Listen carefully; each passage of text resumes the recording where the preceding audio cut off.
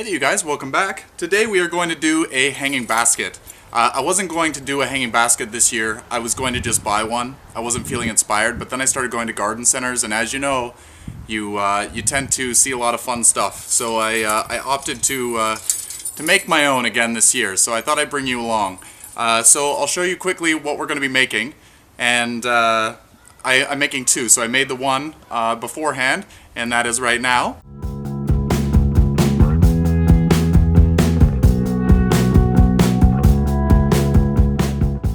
And so to make this, I'm going to make two identical ones, as I always do. So I thought I would make one and show you one, and yeah, now you can see what the finished product looks before we even start. And hopefully they will look as nice as they did last year, this year. Hopefully the temperatures work on our side. So I'm using a cocoa fiber pot, or a pot liner, and I've got this mesh pot. And then we've got some slow release fertilizer. This is a Miracle Grow. I like adding slow release fertilizer to hanging baskets because they're just so hard to maintain. I still fertilize, but I put slow release fertilizer in those times that it's just plain water. So this is a 10-10-10. I've got my all-purpose soil. This is actually a seed starting mix.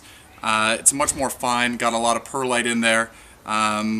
And I've pre-mixed some slow-release fertilizer in here because I did the other basket. So I'm not going to do that on camera. So let's see the plants that we're working with today. So for today's planter, we're going to use some of these verbenas. They're really, really beautiful. I've really fallen in love with these ones this year. I've seen them in the past, but they have only been available in full planters and never individually before. So now I've seen them widely available just as 4-inch pots. So this is Verbena Wicked Hot Pink.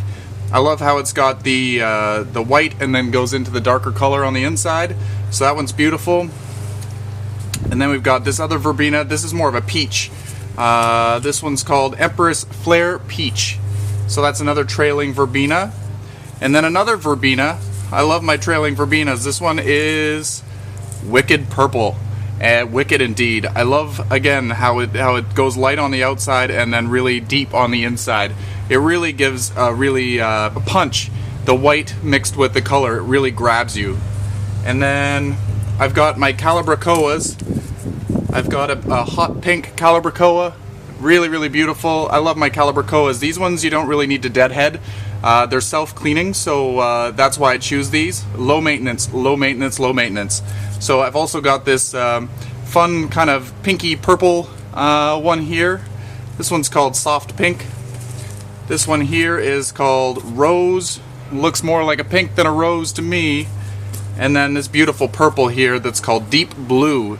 Not really blue, maybe on the camera, but it is more purple, and there's a slight yellow throat to it. So that's really beautiful.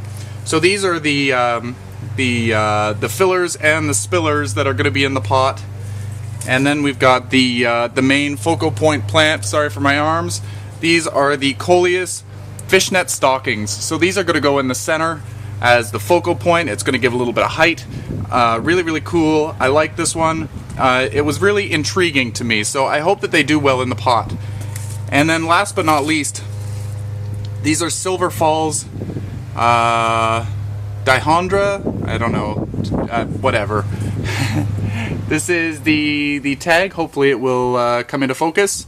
So these guys basically fall down like hair. They don't really have much life to them. They're just going to be a nice waterfall of this grayish green foliage. They're quite lovely. But in a pot only by themselves, they're kind of dull. But if you use them with other things, it can really add a lot of interest to the pot. So this is going to give a little bit of flair, the real length to the pot, because it's a hanging basket that we need. So I've got two of these, one to go on either side. So anyway, let's get back to the planting, and yeah, soon this will be all done.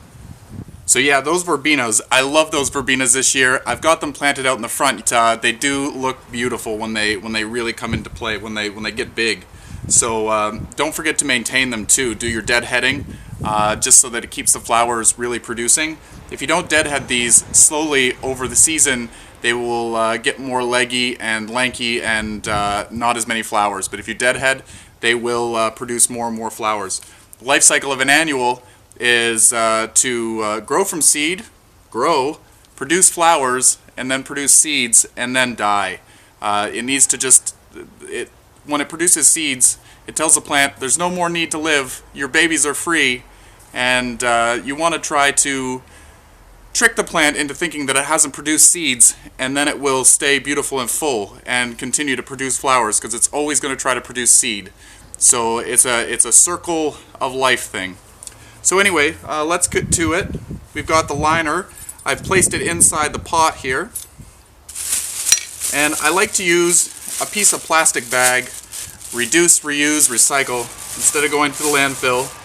I'm just going to place it in the bottom of the pot just to maybe stop some of the water from escaping. So in the hot summer, there's like a little reservoir of water, so it doesn't get completely dry. You can use things like an old plant saucer, a plastic bowl. You can do anything you really want in the bottom here. But I've chosen to use a plastic bag because that's what I have available right now. And then I'm going to add a few scoops of soil to the bottom. Depending on how deep your pots are, depends on how much soil you're going to put in the beginning. I'm going to put a few scoops in here.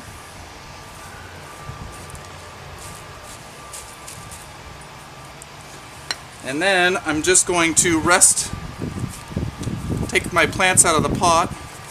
I'm going to go Calibrachoa, Million Bells Petunia, and then I'm going to go with a Verbena. I'm just going to do that opposites theme. They're going to basically rest side by side, and then I'm going to put one of these Silver Falls in here. It's going to be a Silver Falls on either side of the pot, so if one's here, the other one's going to end up right here. So I don't want to repeat colors, so I don't want this Verbena to be close to this Verbena because they're very similar. I want this Verbena to be on this side of the pot. And what do we got here? I've got this lovely purple Verbena. We're going to put on this side right here. And then I want to have the pink Calibrachoa.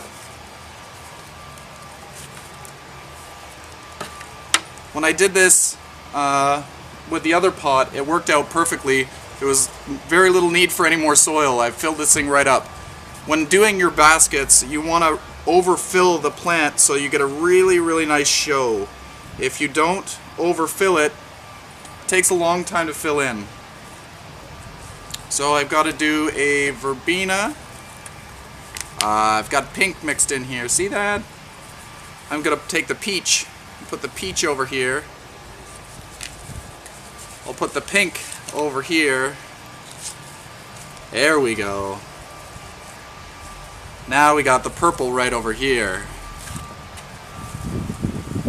And when I'm planting these, I'm tipping them off to the side so that they're naturally trying to spill over the side of the pot. I'm not putting them flat, so it's going to be kind of domed up in the center of the pot. And then we're going to take the coleus, just going to plop them in the center. Notice I'm not taking the roots and disturbing them. I could go and tease them a little bit, but it's not necessary. These really haven't grown into their pot to the point of overgrowing. Alright, now that we've got all this stuff in place, now I'm just going to go ahead and I'm going to move the plants off to the side. We're going to fill in all the empty spaces with soil. We'll be right back.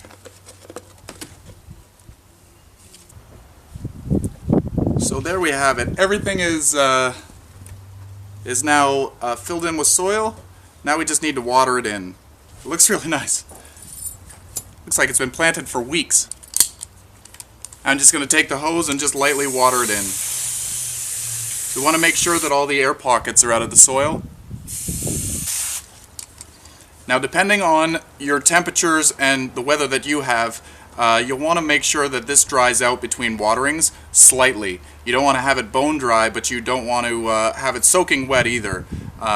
Plants do best if they have a little bit of dry down time, but if it's really hot where you are and it dries out every day, you might have to water them every day. But generally when you first plant, you'll need to water maybe twice a week. As the plants establish themselves and they really start to grow and their roots develop within the pot, they will need to be watered more regularly. In the midsummer when it's really hot and the plants are getting huge and growing really quickly, I sometimes have to water twice a day when it comes to the pots. And that's why I add the little bit of plastic to the bottom so it doesn't all drain out the sides. It has a little storage of water. So anyway, I hope you enjoyed this, and happy growing, everyone. It's looking nice, but I had to trim off some of the stems because they weren't really growing, and hopefully it comes back and really performs well for the future. And then underneath, I forgot that I had these, but I had